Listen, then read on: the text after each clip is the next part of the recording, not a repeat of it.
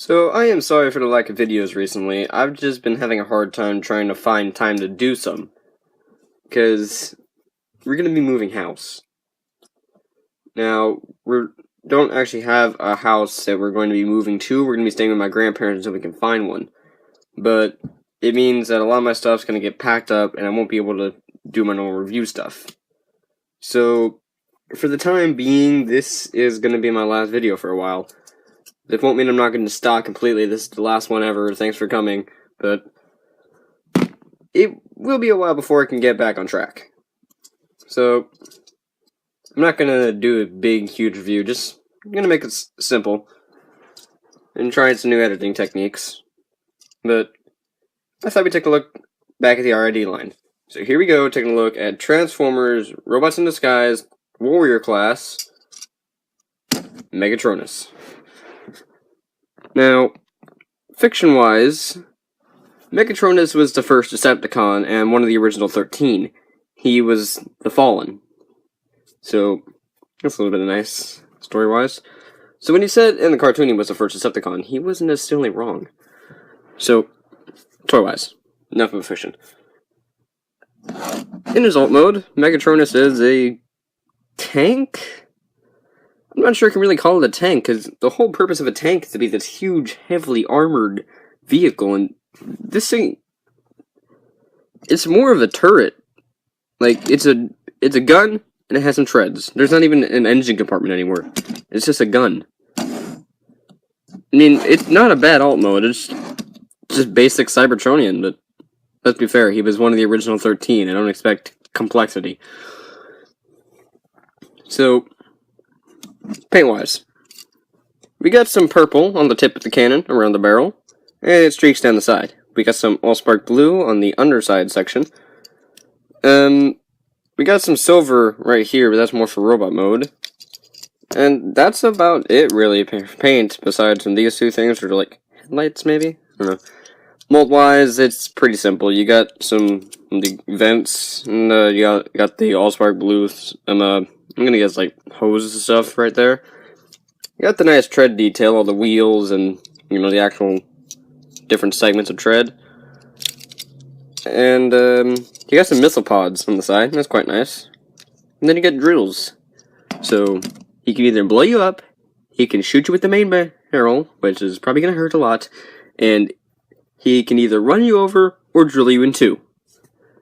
So yeah, it's meant for destruction. In the back, it's a bit gappy. The tread don't necessarily fill out all the way back there, and, you know, robot crotch. And on the top, you can clearly see his head. You can see the back of the ball joint, you can see his helmet spikes, you can see pretty much everything. Now, the Toys R Us version, the back of the head is actually gray, so it blends in a lot better than the standard release head. So, it's also got more paint in the missile launchers, but I quite like this one's paint scheme a lot more. So, functionality. He's got 4 tiny plastic wheels just mushroom pegged in, so he can roll, but not very well. Like, I have way smaller tank formers that can do what this guy can do, but better.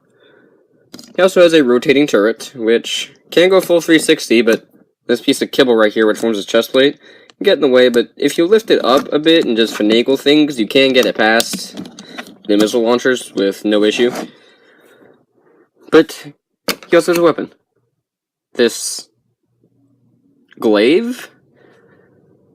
It looks like a scalpel, but I kind of like its design.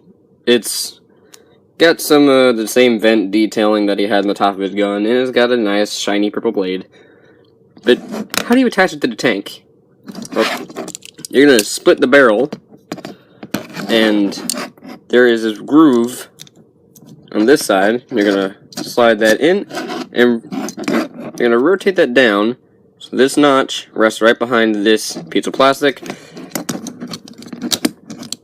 and then you just peg everything together. And now you have a bayonet on a tank.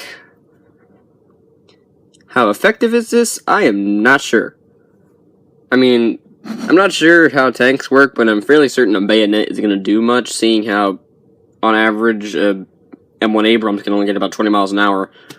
yeah, they can do some damage, but this ain't an M1 Abrams. This is a Cybertronian tank, and an old one of that. It probably couldn't reach over 5. It could probably crush you, but that requires a wall. It works good, and it gives you a place to store the weapon without it looking stupid, so... And it integrates it into vehicle mode, so that's nice. Size comparison. Here's the texture and blur. I feel this could possibly work, seeing how a old Cybertronian tank would probably be a lot smaller than modern Cybertronian tanks, so I think this works.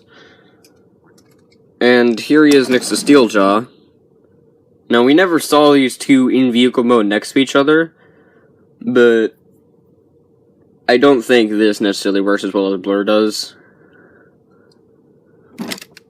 So, that's it for vehicle mode. So, let's get into transformation. So, I've removed the bayonet weapon to make it easier on me. So, first you're going to come to the rear tread sections, and you're going to rotate them down on this double hinge. Now, this tab on the side of this gray piece is going to peg right into that slot. You're just going to fold that over the front tread. You're going to fold the section that has the missile pod. Fold it up to form knee armor. Then unpeg this tab from that, or this slot from that tab, and then straight out the tread to make a leg. Do the same on this side, just straighten it all out, fold that down, and then you got a pair of legs. Perfect. So then you're going to rotate the turret all the way around, and you realize the turret is the waist. That's ingenious. The only other time I've seen that on a toy was, I believe it was Generations Dark Mount. So this is really cool. Then we're going to split the barrel and rotate it up. And you're going to fold this down about 2 clicks. You can do more or less. This is just how I prefer to do it. And then fold down the rest of the gun. You're going to come to the back of it and flip out a hand. And then you got yourself a hand. Do the same on the other side. Then we're going to fold the head out. And the tab right here is going to peg into the slot in the chest plate, which will also secure the arms in place. Then rotate his head around, and boom, you got yourself a Megatronus in his robot mode. Taking a look at his head sculpt, it's quite a nice little sculpt, if a bit small. You've got a really nice helmet design with all the spikes flowing backwards and the main central horn. It's got 2 beady little red eyes and a very wicked scowl. And some nice silver paint in his face. But it is a bit tiny compared to the rest of his quite honestly massive body. But, yeah, what you gonna do? Size-wise, here he is next to Titan Return Blur. He is smaller than Blur. I don't think this works. And here he is next to Steeljaw. And this works a bit better, but I wish Megatronus was taller. Which is kind of a bit of a down, or kind of a flaw of the line, because it doesn't have a Voyager class size. So, everyone is deluxe sized, Legion sized, or one-step sized. There really isn't any larger size classes outside of the 3-step changers. Which, him and Grimlock would definitely benefit from. If they did have a Voyager size, but at least Grimlock had the Platinum Edition or the Adventures version. This guy, he's just stuck. So we do get some new paint revealed. The silver on the treads make more sense here as ankle details. We also get some purple on his knees. And we also get on his head and the chest plate, which has nice silver detail right here. Or not silver, purple. I'm not colorblind. And, of course, the Decepticon logo right there, which is a bit crooked on mine. But, if you have the app, you can scan it and unlock him in the game, and he is quite a strong character in the game. But, I don't play it anymore, so I don't know if he got nerfed or anything. So, what can you do with the weapon? Well, you can hold it in his hand, which is my preferred method of holding it. And it looks quite good as like a massive spear or something. I wish he could hold it a bit lower, but when you try to, it can be a bit loose. It's manageable, but I don't know. The open hand just kind of, the finger stick out a bit too far for my liking. But in his right arm, that's where you stored it in vehicle mode. So if you wanted to, there's a little square right there that can support the piece and give him a massive arm blade. I feel this is more reference to Megatron than Megatronus. Not entirely sure. I don't know much about Megatronus outside of the vague bit of information I got of TF Wiki, but it's alright. Articulation. He's got a ball joint in the head that allows for swiveling, a bit of tilt, and a bit of backwards movement, not a whole lot. Arms have a ball joint right here, so that's forward and back, and they have a hinge for outward movement. Shoulder pads ratchet up and down. I prefer to keep them about right there. Bicep swivel. Faux ratcheted 90-degree elbow. Wrist, they can bend backwards, but it doesn't look too good. But on the bright side, if you fold them all the way up, cannon arm. That's cool, right? You've got the aforementioned waist swivel. Ball jointed hips, that can move pretty much anywhere except backwards thanks to that. Thigh swivel. And over 90 degrees of movement in the legs. I mean knees, but no ankles. Which is alright. He's got really massive feet, so balance isn't much of an issue. There's a bug. But in the back, we do have this bit of cable with some spikes right there. Not necessarily a bad thing. And he's got his drill butt cheeks, which is an essential for any evil warlord. You can also see that his legs and arms are hollow. It doesn't really bother me much, because the only reason you're going to be looking back here is if you just happen to turn him around. But on the shelf, he's most likely going to be viewed from the front, or at least this angle. So it's not really going to matter, and honestly, it doesn't feel cheap. The plastic feels quite sturdy, even if it does have a bit of flex, but not much. So it's not cheap plastic, it's just a bit hollow, which isn't much of an issue.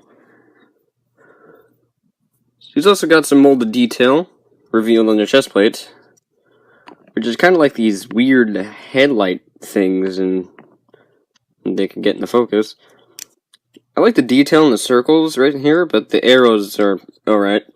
The Toys R Us version painted these, but left this section unpainted, and I'm out of focus again. Yeah, but they painted these and left this unpainted, so do with that information what you will. And obviously, he's got the battle mask face, which is more accurate to the Fallen than this face, but it's alright. So, would I recommend Megatronus? I would definitely recommend him if you can find him for a good price. He is a really good toy, and you have two options. You can either go with the Toys R Us Battle Master version, or you can go with this version. Either way, it's a solid purchase. It's got plenty of decent articulation, a cool, interesting alt mode, a very nice looking robot mode, and he's just overall really fun. He's a bit limited in what he can do, yes, but he's an action figure. Use your imagination. He doesn't only have to rely on just what he can do. So, this has been Nightburner 53, taking a look at Transformers R.I.D. Warrior Class Megatronus. This will be my last review for a while until I can get back on my feet. So, yeah, I guess I'll see you in the future. Nightburner 53, rolling out.